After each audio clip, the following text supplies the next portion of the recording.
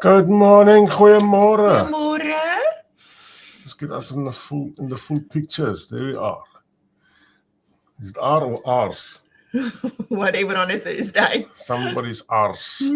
All right, guys and girls, this morning we're chatting all about ticking the immigration boxes. It's quite an important subject, so you must listen very carefully. All right, this morning we're going to do a few things and say what you need to do when you do arrive in New Zealand. Is that right? Yes. Yeah. So we're running a current, I won't say type of special, but we're running something for new immigrants, what we call the starter pack. And this is one of the documents in the starter pack, so nothing weird to that. It's just things that you're so overwhelmed when you get here that it's probably some things that maybe you don't think about. Yeah, and sometimes stuff you forget it. Forget it. You've got a nice sun blotch here on the side. You are a blushing. All right, let's go. What's the first thing that you should do? Money. Yeah. The most important thing probably is to open a bank account. I know you said previously that you can do it from South Africa already. You can do it online. I did it online that time. You can still do it online. Okay. What you do is you just go and Google migrant banking. We've got 4 or 5 big banks in New Zealand, and they all offer this type of service. And once you are in New Zealand, you just pop in to the bank and you go and introduce yourself and say, I'm Sunny from Kukanap and I'm here. And you can put money into that bank account already, even if you are still in South Africa. Okay. But I want to put some, disclaimer down there. Don't put the money in day one that you decide you want to go to New Zealand. It could be that if something goes wrong and you can't come to New Zealand, then that money will stay there for a year and then they will repay it to the bank where it came from. Okay. So it's a bit of a catch-22, but once you got your visas, paying money from South Africa to New Zealand takes about, worst case scenario, about a week. And then also another thing, don't think you're just going to pop into the bank and introduce yourself like Jan said. You have to make an appointment with the bank. In New Zealand, it doesn't work like in South Africa where you just go in and stand in line and they help you. You have to actually make an appointment to speak to someone. That's good morning to everybody. I posted some Christmas lights the other night and I saw we got heaps of likes on that. So people are getting into the Christmas spirit because it's only 2 weeks. I know. And this year has been so busy and we're still so busy that you kind of forget that Christmas is around. And the thing is, it's a week, then we close our business for a while. Yes. Short while. I think everyone is almost, I'm ready to go to that already. But everyone is ready. Still got to help some people out there. Okay. Here's the trick with a bank. Let's say you walk into Bank X. And you're going to there and they say, yes, sir, you need an appointment and we cannot see you today and we can see you in 2 weeks. And you ask them to look at all the other branches near the area where they can accommodate you. I did that. I went to the bank at the airport or near the airport and they couldn't accommodate me, but they could accommodate me in Browns Bay. So I drove all the way from Browns Bay and about an hour later I had the bank appointment down there. So you can make the appointment with any branch in any branch. So that was quite nice. Yeah. All right. And what they gave me when I arrived, they gave me a temporary card. And about 3 days later, they had my permanent card ready for me because they knew it was rather important. Urgent, Okay. The next very important thing, if you don't have this, your salary won't be able to be paid into your bank account, is you have to apply for your IRD number. I know you can do that at the AA. I know people say you can do it online. I did mine online, Yeah, some people struggle with the online one, but if you don't have an IRD number, your employer won't be able to pay your salary. They won't keep it away from you. They'll keep it until you have your IRD number, and then they'll pay it over to you. You see, the problem is if they pay you without an IRD number, they've got to deduct so much tax from you. No, it is rather important. You probably get nothing out. Yeah, and what I've learned now in the past 2 weeks is that you must also apply for IRD numbers for your children, although... Oh, well, you're only busy, although they're not working yet, because if you want to start like a KiwiSaver for your children, you will need their IRD number. So while you're at it, just apply for all of you. Right? Yeah, get it done. Yeah. There was a way, I don't know anymore. when I applied, if I needed my IRD number much faster than what the rest of the family needed, so I could pay, I think it's $5 more to get it quicker. Okay. And I had it basically within 2 days. All right. So, but you do pay. That's the service you pay for if you want it faster. Yeah. So you don't. Luckily you don't have to bribe anyone. You can just pay. Legally, you can buy more. You legally pay. Isn't that bribing the government to help you give them your money? Oh, It's actually government bribing. Yeah. Yeah, it's actually government bribing. So then, other important thing is once you've moved into your forever home, which will probably only be for a year, you got to update your address and contact details with immigration. And remember, coming from South Africa, you'll probably have a South African telephone number. Once you arrive in New Zealand, you can buy your telephone number walking into the airport. They sell it off there. Yeah. Buy one, even if it's just for temporary. Buy one. Get yourself on the air. And there's nothing like a fika or whatever here. No, you don't need. You can just buy a number. You don't need a proof of address and all that kind of stuff. Do that stuff. You can just buy it. Yeah. And I see there's a fourth one, register my IR online inland revenue account. Ain't that the same as apply for your IRD number? I don't know. My IR is different than IRD. You also had to apply for my IR. What is the other one that you use as proof for everything? But you need that when you apply for your visa. But I mean, it could be that some of Real Me account. Yes, yeah. That's a Real Me account. Yeah. So then I said the second, actually go to the third one. I'll take the second one now. You can convert your overseas driver's license to a New Zealand license immediately. At the AA. At the AA. Don't come here with a license that is been expired or a license that you haven't yet converted from. They sometimes give you a piece of paper to say you passed the license. Presumably they don't take that. I don't know what you're talking about. Once you get your license, in between the period that you get your card license, and in South Africa now. In South Africa, okay. They give you a piece of paper. That piece of paper presumably is not accepted here. You need here. a valid driver's license. And you also get a piece of paper once you apply this side. Yes. And they will post the valid driver's license for you. Yeah. And that's also good. I know you can drive on your South African passport. Driver's license for 2 years, is it? I think it's for a year. Is it for a year? But you've got time. So it is not that important. But I just feel once you get here, you have to get into the system. And the thing is, in New Zealand, your driver's license is like your ID document. You use your driver's license as proof of identity. Yeah, everywhere. Yeah. So if you still have your South African driver's license, you probably need to carry your passport with you all the time. So it's just easier to get the driver's license. Let's just pop back to the bank account. Remember when you go to the bank to take your South African passport, because that'll probably be the first thing that you have. You don't take a South African driver's license, they're going to laugh about it. Or your ID. They don't understand the ID book at all. They take your passport as a proof of who you are, and I think I had to give proof of my South African residence or my South African address to them. Okay. And then that's what they took for now. And then they sent me the rest. And once I had a permanent address, I gave that to them. Okay. Yeah. So, yeah. And you will also need your SARS number because the bank needs that. Yeah. So just remember to have that. Although I was also wondering if you give them a fake one. I don't think they'll even realize. But I know they've got an how can I say, an agreement with South African SARS. So maybe they will. But it could be that they check. Yeah, I don't know. Okay. So. So you convert your driver's license.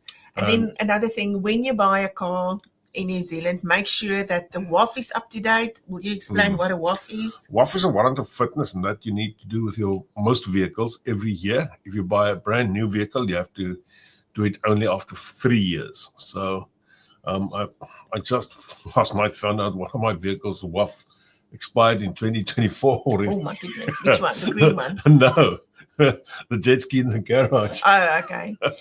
So, yeah. Yeah. So that is just to make sure that all the vehicles that's on the road are roadworthy. You need a WAF. Yep. And for older cars, I think it's every 6 months or something. I think they've. I know it was every 6 months. I think they moved it to every year. Yeah. So it's not a difficult thing. You just book. And your vehicle's got to be roadworthy. You can't pay people underneath a table just to put a tick, and it's roadworthy. So they really check everything out. So, and if you want to, let's quickly talk vehicles. In the past, there was this rumor that you could buy a car for $2,000. That is still so. But you need about $20,000 just to keep that car on the road. It's going to be a piece of junk, I promise you. So don't fall into that trap. I would say $7,500, $8,500 and up to buy a decent to buy even a decent small car. So I've got a Nissan Note that I'm selling now for, and I will go for about 9,500 at worst with that car. So that is where we are now. Another thing with the cars, there are places that allow you to apply for finance for a car, even though you're not in New Zealand yet. If you need help with that, we can help you with that as well. So just to pop back to the AA, while you bought your car, sometimes you can't register the car online, because you can do that mostly. If it's when you buy vehicles into your company, you can't do that online for one another reason. I don't know why. Okay. And that AA will also do that for you. And while you are there, you can just ask them about RUC, RUC. RUC is when you buy a diesel vehicle. Diesel vehicles, you've got to pay per kilometer that you are going to drive. And they will check this up with the WAF as well. They'll check your RUC sticker, because it's another sticker you get on your vehicle. And it costs about $800. Well, that's on the Land Cruiser. It costs about $800 per 10,000 kilometers. Yeah. So just keep that in mind. If you buy a diesel vehicle, there's an additional cost that could come to that. Yeah. So although the diesel is cheaper than petrol, you have to pay that additional amount. It's got something to do with the environment, I think, or something. That's another way the Greenies make money out of it. Yeah. Government. And then remember your car insurance. We can also help with that. If we've got South African people that can call you and talk you through all the gray areas of car insurance. Yeah. Let's step into health insurance and safety. So I don't know where the safety part comes from. Okay. First thing you got to do, or as soon as you arrive, get your life and trauma covered. See that you get that taken up. That's rather important. That's a thing that we help a lot of clients with, and we sometimes get clients that are here for 4 or 5 years and haven't got any life cover or trauma cover. Trauma covers your dreaded disease for your cancers and those type of things. So keep that in mind. That's rather important. Yeah. We had a whole discussion about why you need insurance last week. So if you haven't listened to that one, it's quite an important topic. So it's quite an important topic. Listen to that. I often hear of people, especially South Africans, who die by heart attack, and then there was no insurance. And sadly, the people left behind is absolutely. Yeah, and I think it's just one of those things that you think, I'll do it later, and then in the end you didn't do it. And I know some people keep their life insurance that they had in South Africa. That you can also do that, but the payout will not be. The payout will be in rands, and you'll probably struggle to get it this side, and it's up and down, and especially life cover is the easier one to claim in South Africa, but you will need a very specific death certificate, not the one that the normal guys give you. So this is one that's got to be issued by a specific area, blah, blah, blah. It takes a lot of time just to get that done. And it's not an easy thing. Now, anything else, and sorry if there's any life insurance people in South Africa that is now getting gray hairs when I say this. If you have a illness and the company where you are insured are unsure of what you really have, they can ask you to come into the office because they've got doctors sitting there. I've had a client or two in my life while I was in South Africa. You mean if you want to claim for your South African claim for something policy, and they're unsure of what you have. It could be that the doctor writes something that's not 100% in line with that, but they think that you've got to put a claim and they have to pay out or don't have to pay out. Because remember, they are going to look at everything. Yes. It's not just going to, here's money. Yeah. They don't throw money at you. So they could ask you to come into their offices. And if you're in New Zealand, the offices are in South Africa. That's so unfortunately. Another very important thing is don't leave this to the last minute. Register with a local GP. A lot of the GPs don't have space. They'll tell you that they're full. They don't take new registrations, but just find someone that you can register with. What will happen is you'll have to go in, you and your whole family, and then just see a nurse, and they'll register you at the practice to kind of just a general checkup. And at least then when something happens and you need a GP, you already registered. Yeah, but get it done before you're ill, because once you're ill, you're going to struggle to get a GP registered. Then you got to wait for another appointment for the nurse. You can go to an A&E, but then you'll pay $100 to see the doctor. And depending how late in the day it is.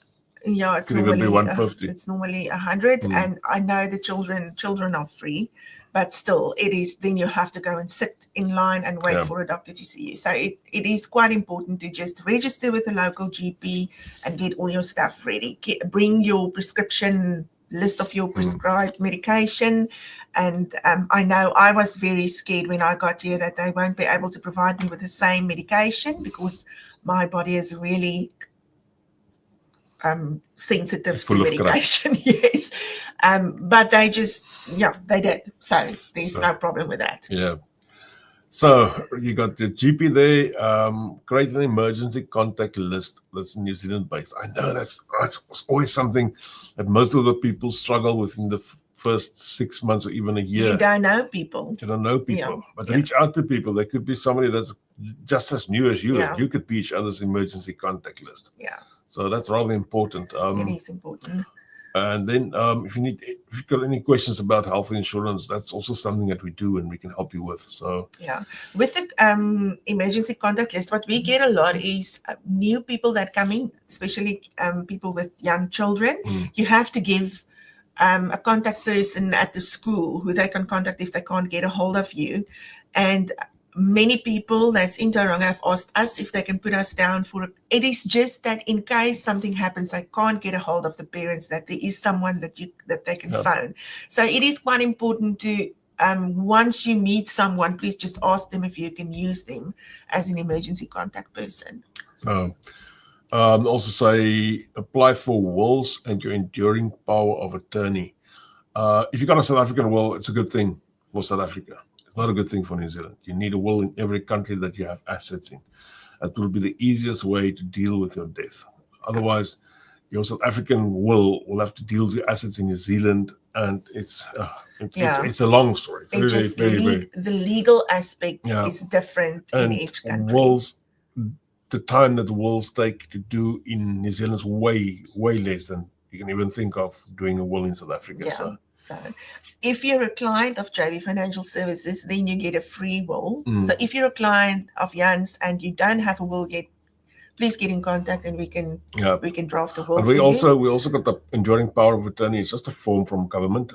We got that, and you can I think the local JP can sign that. You just provide the form and they we just provide the form. There's basically two of them. One is about your body and one is about your property. And that just let somebody else talk for you. And if you want to be an organ donor, when you apply for your driver's license, they'll ask you if you want to, and they'll put it on your driver's license. So there's no need to carry all kinds of stuff with you. It will be on your driver's license. So and that's probably the first thing that they check for once you're on a car accident and can't talk or whatever that happened. The problem is there. Then we got housing and living.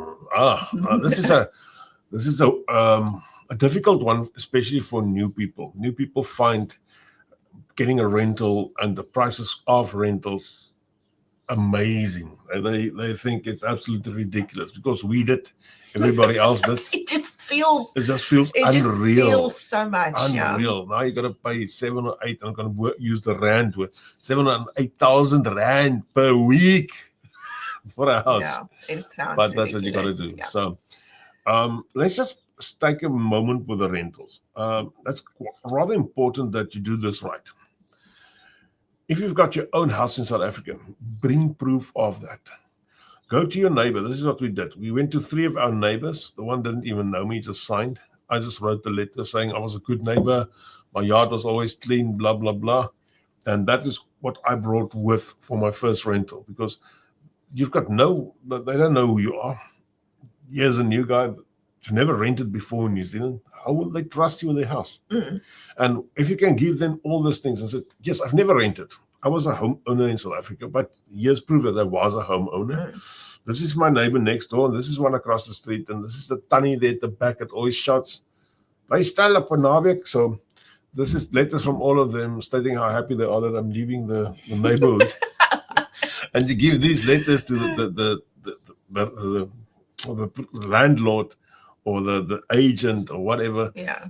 That's some proof that you're not that bad, or that you have some. Just bring some kind of proof that you're a good person.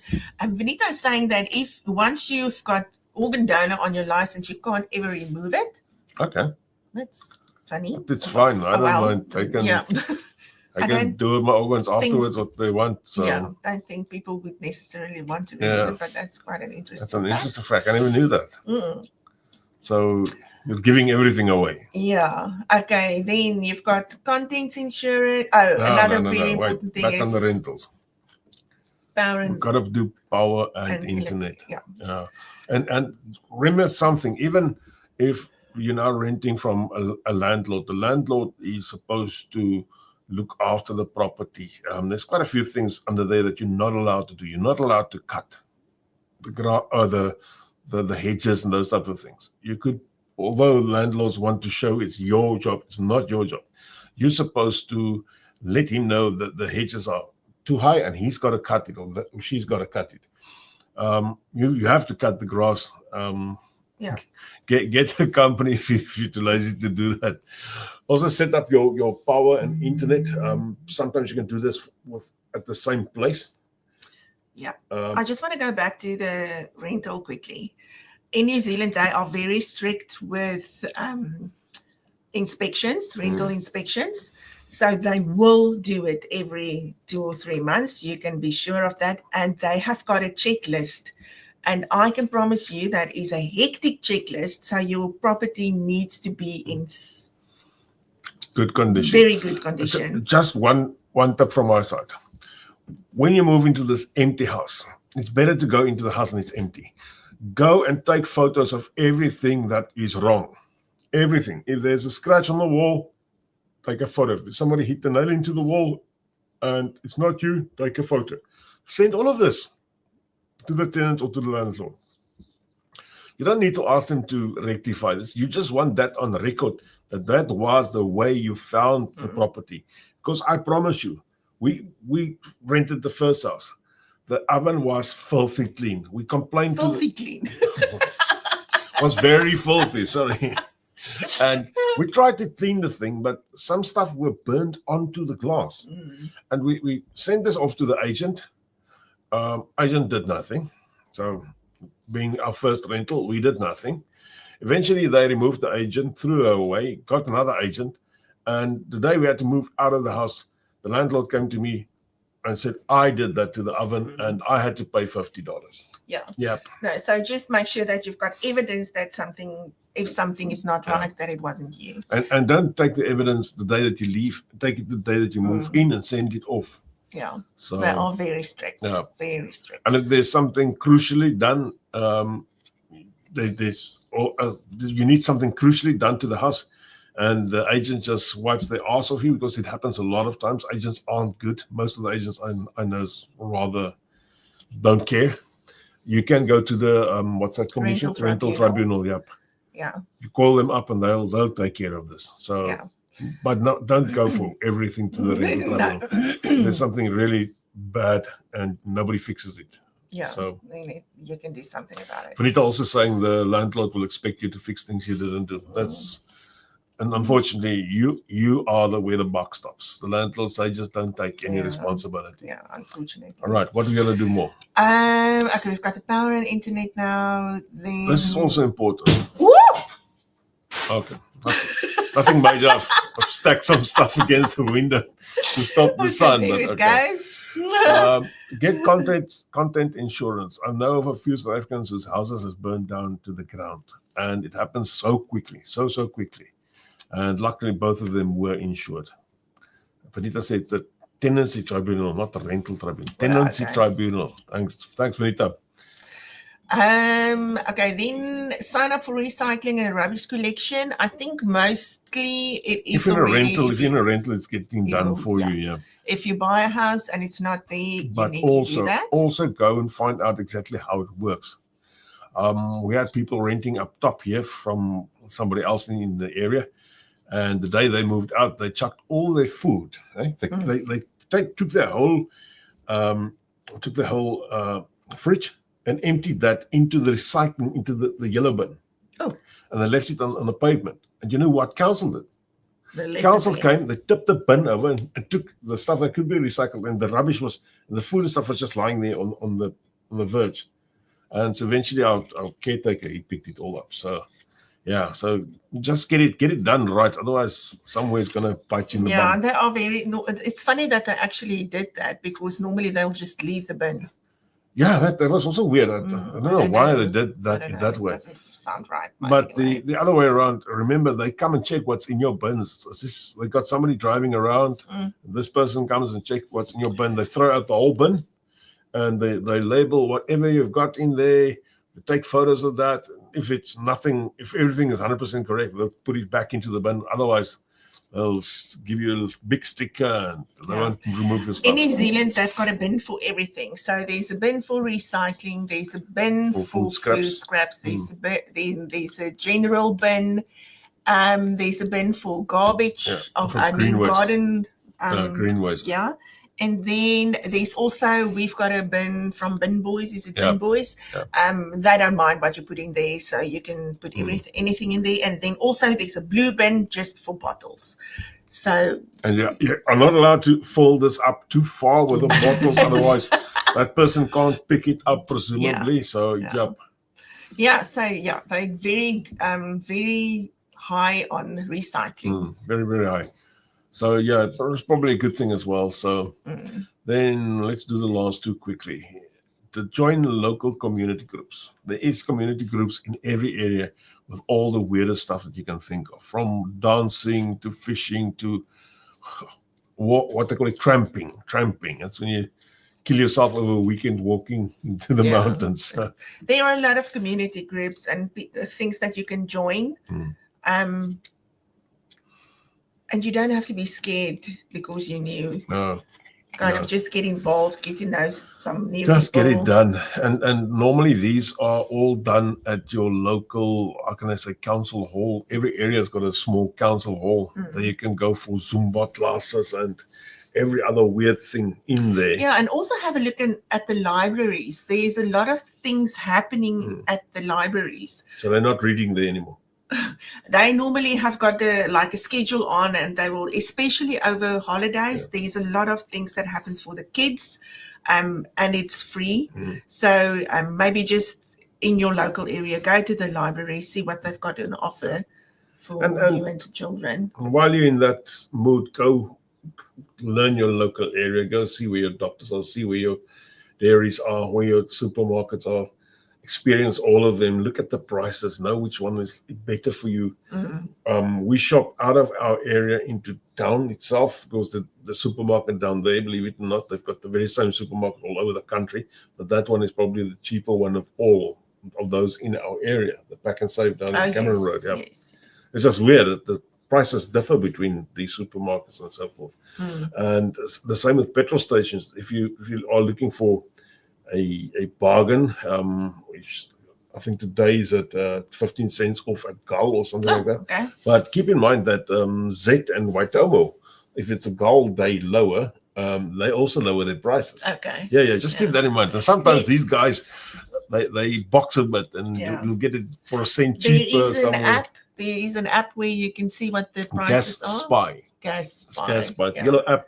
Just click on it. It'll pick up where you are, and it shows you the nearest, cheapest one to you. So and you can put in there, do you want diesel, do you want 91, 95, whatever car you're driving at that stage. So okay, there's a lot of other things that we can still talk about. I think we can keep on for weeks, but I know Vanita wants to go and work, so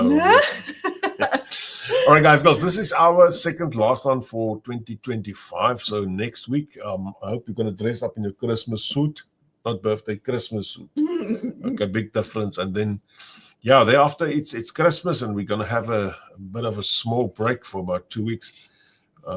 We are going to the South Island, so Christchurch, here we come. We're gonna do a few drives up and down there, and yeah, that's about that. Yeah. I've done a lot else. So Mhm. from us, enjoy your weekend. Yes. And we'll see you around next You week. haven't done your Christmas shopping yet, you'd better hurry. Kmart's queues are standing like starting Really? at This time already? Oh, it's Gosh. Okay. Okay. So Kmart is a favorite shop these days. like always. Yeah. And you still go to Burns? What's that? No, Burns. I go Burns goes my shop. So, Yeah, it's not mine. but Bed Okay. Bath and Beyond and so forth. All right, guys and girls, enjoy it. See you next week. Bye. Bye.